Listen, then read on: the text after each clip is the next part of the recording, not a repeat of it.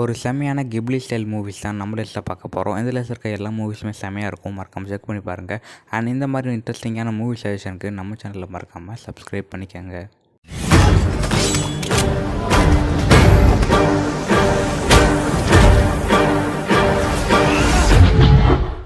Movie பார்க்குறதுக்கு முன்னாடி ஹயாவோ மியாசாகியோட ஒரு குட்டி ஸ்டோரி தான் பார்க்க போகிறோம். அண்ட் இவர் யாருன்னு தெரியாமல் இருந்தீங்கன்னா மறக்காமல் இவரை பற்றி தெரிஞ்சுக்கோங்க.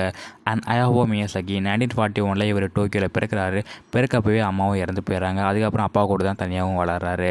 அப்பா வந்து மியாசாகி ஏர்லைன்ஸோட டேரக்டராக இருக்கார். அதாவது ஃப்ளைட்டர் இன்ஜின்ஸ்லாம் இன்ஜின்ஸ்லாம் மேக் பண்ணி தருவாங்களா அந்த மாதிரி கம்பெனியில் ஒர்க் பண்ணிகிட்டு இருக்காரு. அண்ட் ஹயாவோ மியாசாகிக்கு சின்ன வயசுலேருந்து ஆர்ட் மேலே பயங்கர இன்ட்ரெஸ்ட் இருந்திருக்கு. அதனால அந்த மாதிரி நிறைய ப்ராஜெக்ட்ஸில் ஒர்க் பண்ணி சொந்தமாகவே ஸ்டூடியோ கிப்லின்னு ஒரு கம்பெனியும் உருவாக்கிடுறாரு. அதன் மூலிமா இவரே ஸ்டோரிலாம் நரேட் பண்ணி ஏகப்பட்ட மூவிஸ்லாம் பண்ணுறாரு. அப்படி மேக் பண்ண மூவிஸில் ஸ்பிரிட்டடாகவே and a boy and the heron இப்படிப்பட்ட மூவிக்கு அண்ட் ஆஸ்காரும் வாங்கியிருக்காரு. அண்ட் இவருக்கு இது வரைக்கும் 84 வயசு ஆகுது. ரிட்டையர்ட் ஆக போகிறதா சொல்லி ரூமர்ஸ்லாம் போயிட்டுருக்கு. அண்ட் இன்னும் அஃபிஷியலாக கன்ஃபார்ம் ஆகலை. இப்போ வரைக்குமே ஒரு கடைசியாக ஒரு மூவி பண்ண போகிறத அனௌன்ஸ்மெண்ட் கொடுத்துருக்காரு. அந்த மூவி அவரை பேஸ் பண்ண மாதிரி ஒரு மூவி தான் சொல்லியிருக்காரு. மறக்காமல் செக் பண்ணி பாருங்கள். அண்ட் வாங்க இப்போ மூவிக்குள்ளே போகலாம். நம்ம லிஸ்ட்டில் ஃபஸ்ட்டாக பார்க்க போகிற மூவி தான் 2023 ரிலீஸ் ஆன த பாய் அண்ட் த ஹெரான். இது ஒரு பயங்கரமான fantasy adventure category movie. And அந்த மூவியோட பார்ட்னு பார்க்கும்போது World War II டைம்லேருந்து அந்த மூவி எடுத்திருக்காங்க. நம்ம ஹீரோட அம்மா ஆக்சிடென்ட்லேயே ஒரு ஹாஸ்பிட்டல் இறந்து போயிடுறாங்க பிகாஸ் வார்னால். அதுக்கப்புறம் ஹீரோவை கூட்டிகிட்டு தன்னோட அப்பா வேறு ஊருக்கு வந்துடுறாரு. அப்படியே வந்தவர் ஒரு செகண்ட் மேரேஜும் பண்ணிக்கிறாங்க. அதுக்கப்புறம் நம்ம ஹீரோ அந்த ஊரில் சுற்றிட்டு இருக்காரு. அப்படி தான் மிஸ்டீரியஸாக ஒரு பேர்டை மீட் பண்ணுறாரு. அந்த பேர்டு பேர் தான் ஹெரான். அந்த பேர்ட் நம்ம ஹீரோவை சுற்றி வந்துகிட்டே இருக்கோம். எதுக்குன்னு தெரியாது. ஆனால் நம்ம ஹீரோ அதை தோர்த்தையும் விட்டுருவார். அப்படியே கொஞ்ச நாள் போனதுக்கப்புறம் நம்ம ஹீரோட அம்மா ப்ரெக்னெண்ட்டும் ஆகிறாங்க. அதாவது ஹீரோவோட சித்தி. அதுக்கப்புறம் நம்ம ஹீரோட அம்மா ஒரு மிஸ்டீரியஸான ஃபாரஸ்ட்டில் தொலைஞ்சும் போயிடுறாங்க. அப்படி தொலைஞ்சு போன அம்மாவை தேடிக்கிட்டு நம்ம ஹீரோ ஒரு மேஜிக்கலான அட்வென்ச்சர்லாம் பண்ணியிருப்பார். அந்த அட்வென்ச்சரில் நிறையாவே இன்ட்ரெஸ்டிங்கான விஷயம்லாம் தெரிய வந்திருக்கும். நம்ம ஹீரோவுக்கு நிறைய உண்மைகளும் தெரிய வந்திருக்கும்னு சொல்லலாம். அந்த பேர்டு ஏன் நம்மளை சுற்றி வந்துச்சு அப்படிங்கிற விஷயம்லாம் தெரிய வந்திருக்கும். அதுக்கப்புறம் நம்ம ஹீரோட லைஃப்பில் என்னெல்லாம் ஆச்சுன்னு தான் இந்த மூவியில் சூப்பராக காமிச்சிருப்பாங்க. அண்ட் இந்த மூவி ஒரு ஆஸ்கர் வின்னிங் மூவின்னு சொல்லலாம். ஆமாங்க, நிஜமாவே ஆஸ்கர் வாங்கியிருக்கு. ஆனால் இது வரைக்கும் ரிலீஸ் ஆன கிப்லி ஸ்டைல் மூவிஸ்லேயே இதுதான் ரொம்ப எக்ஸ்பென்சிவான மூவின்னு ஜப்பானில் சொல்லியிருக்காங்க. மறக்காமலாம் செக் பண்ணி பாருங்கள், ரொம்பவே சூப்பராக இருக்கும்.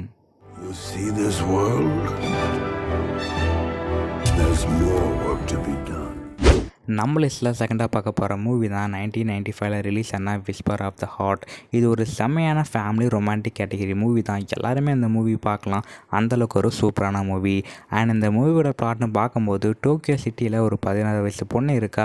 அவளுக்கு ரீடிங்னா ரொம்பவே பிடிக்கும். அப்படியே அவள் படிக்கிற ஒவ்வொரு புக்கையுமே தனக்கு முன்னாடியே ஒரு பையன் படிச்சிடுறான். யார் அந்த பையன் நமக்கு முன்னாடியே படிச்சிடறான்னு சொல்லிட்டு அந்த பையனை தேடிட்டு போகிற மாதிரி தான் அந்த மூவி இருக்கும். அண்ட் இந்த மூவி ரொம்பவே ஒரு சிம்பிளான ஸ்டோரி தான். அண்ட் இந்த மூவியை விட நம்ம அதிகமாக கனெக்ட் ஆகிற ஒரே விஷயம் இந்த மூவியோட எமோஷன் தான். அப்படி என்னடா இந்த மூவியில் இருக்குது அப்படின்னா, இந்த மூவி ரொம்பவே ரியலிஸ்டிக்காக இருக்கும்.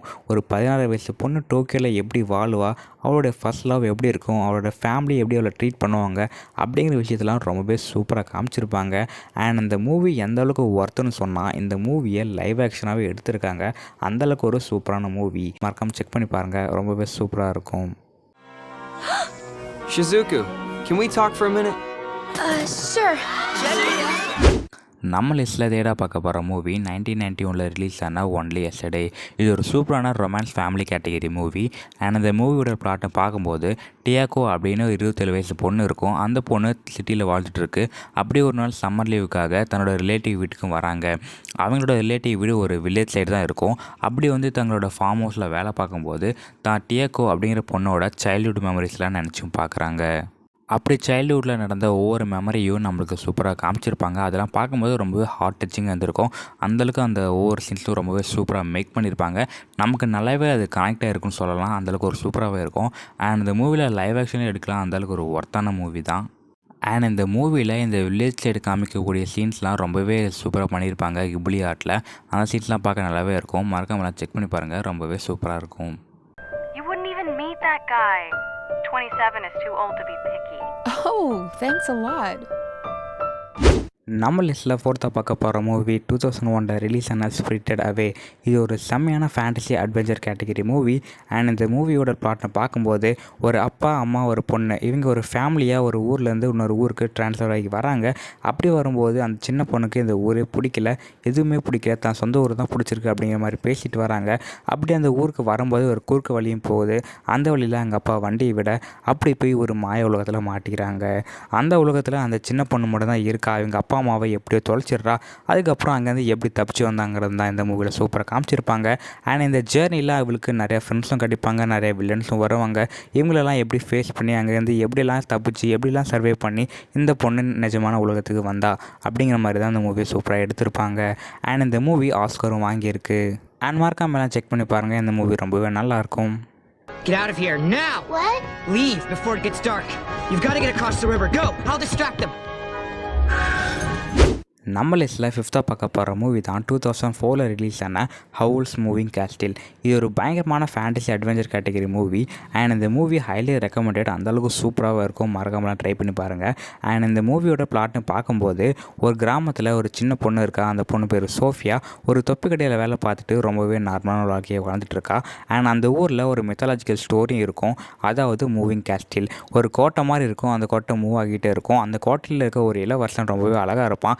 அந்த இளவரசன் அழகான பொண்ணுங்களை பார்த்தா அவங்களோட இதயத்தை கிழிச்சி சாப்பிட்ருவான் அப்படிங்கிற மாதிரி ஒரு மித்தாலஜிக்கல் ஸ்டோரியும் இருக்கும். இப்படி இருக்க சமயத்தில் நம்ம ஹீரோயின் ஒரு நாள் ஒரு விச்சை பார்த்து ஒரு ஆக்சிடெண்ட்டில் கோவமாக திட்டிடுவா. அதனால் கோவம் அந்த விச்சு நம்ம ஹீரோயினுக்கு ஒரு ஸ்பெல் போட்டு மந்திரம் பண்ணி விட்டுருவா. அந்த மந்திரத்தால் நல்லா அந்த ஹீரோயின் அப்படி ஒரு கிளவி மாதிரி மாறிடுவா. அண்ட் இதுக்கப்புறம் நம்ம ஹீரோயின் ட்ரான்ஸ்ஃபார்ம் ஆகிறதுக்கு என்னெல்லாம் பண்ணாங்க, யாரெல்லாம் சந்திச்சாங்கன்னு தான் இந்த மூவியில் சூப்பராக சொல்லியிருப்பாங்க. அண்ட் இந்த மூவி சூப்பராக இருக்கும், வெள்ளா மறக்காம ட்ரை பண்ணி பாருங்கள், ரொம்பவே நல்லாயிருக்கும், ஹைலி ரெக்கமெண்டட். அண்ட் இந்த மாதிரி இன்ட்ரெஸ்டிங்கான மூவி சஜஷனுக்கு நம்ம சேனலை மறக்காமல் சப்ஸ்கிரைப் பண்ணி வச்சுக்கோங்க.